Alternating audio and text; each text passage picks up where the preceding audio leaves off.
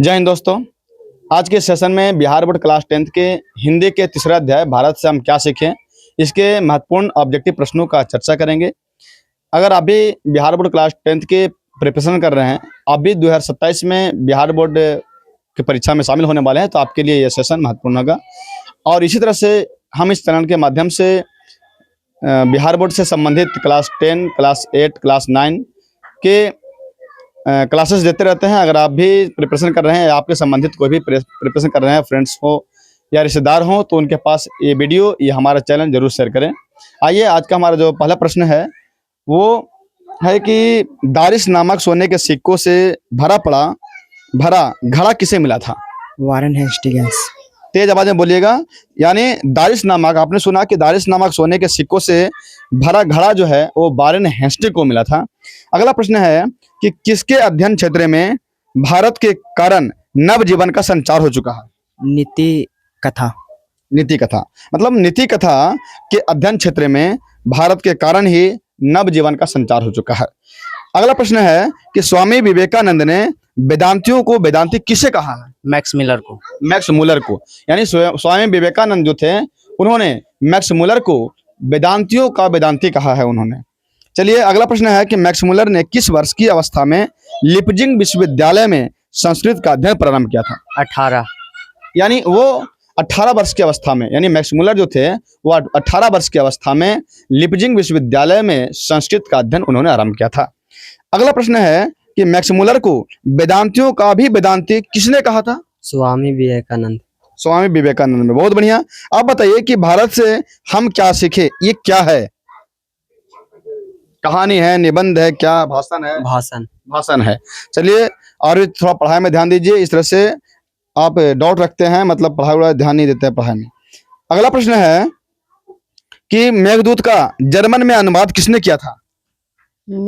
हाँ, मेघदूत का जर्मन में अनुवाद किसने किया था? मैक्स मुलर ने। अगला प्रश्न है कि मैक्स मुलर के अनुसार सच्चे भारत के दर्शन कहाँ हो सकते हैं? मैक्स मुलर के अनुसार सच्चे भारत का दर्शन कहाँ हो सकते हैं? कहाँ हो सकता है सच्चे भारत का दर्शन? ग्रामीण भारत में। ग्रामीण भारत में। अगला प्रश्न है कि निर्वंश विद्या का संबंध किससे है?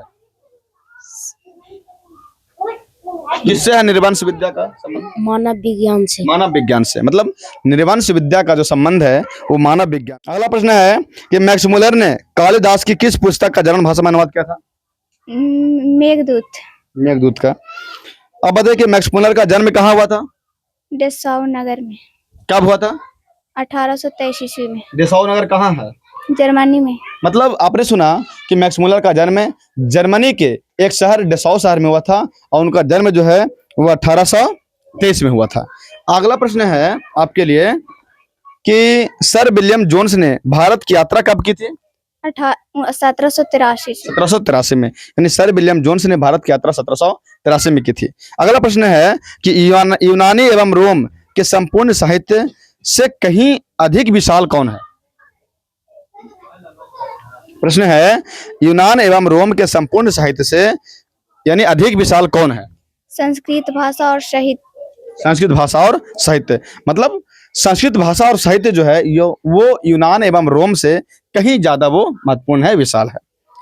अगला है कि हैकर्स क्या थे? क्या थे हैकर्स? वैज्ञानिक, वनस्पति वैज्ञानिक। हैकर्स जो थे वो वनस्पति वैज्ञानिक थे। अगला प्रश्न है कि भारत किसकी भूमि है? किसकी भूमि है? हाँ। दार्शनिक। भारत किसकी भूमि है बाबू, बताओ? ब्राह्मण। किसकी भूमि है भारत? ब्राह्मण और वैदिक धर्म की। किसकी भूमि है भारत? ब्राह्मण और दार्शनिक धर्म की। किसकी भूमि है भारत? ब्राह्मण और वैदिक धर्म को। किसकी भूमि है भारत? ब्राह्मण और वैदिक धर्म की। ब्राह्मण और वैदिक धर्म के। यानी प्रश्न था कि भारत किसकी भूमि है, तो ब्राह्मण और वैदिक धर्म की भूमि है। अगला प्रश्न है कि प्रत्यय मानव का अर्थ क्या होता है? प्रत्यय मानव का अर्थ क्या है? प्रत्यय मानव का अर्थ क्या है? क्या है प्रत्यय मानव का अर्थ? प्राचीन मानव। प्राचीन मानव, यानी प्राचीन मानव का जो है, यानी प्रत्न मानव का अर्थ होता है प्राचीन मानव। अगला प्रश्न है कि मैक्स मुलर ने सर्वविध संपदा और प्राकृतिक सौंदर्य से परिपूर्ण किस देश को माना है? भारत को। भारत को माना है। बताइए कि मैक्स मुलर ने किस रचना का जर्मन भाषा में पदानुवाद किया था? मेघदूत का। मेघदूत का। चलिए, अभी आप जो देख रहे थे वो बिहार बोर्ड क्लास 10th के हिंदी के तीसरा अध्याय भारत से हम क्या सीखे के प्रश्नों को देख रहे थे। आज के लिए इतना ही। चलिए, धन्यवाद।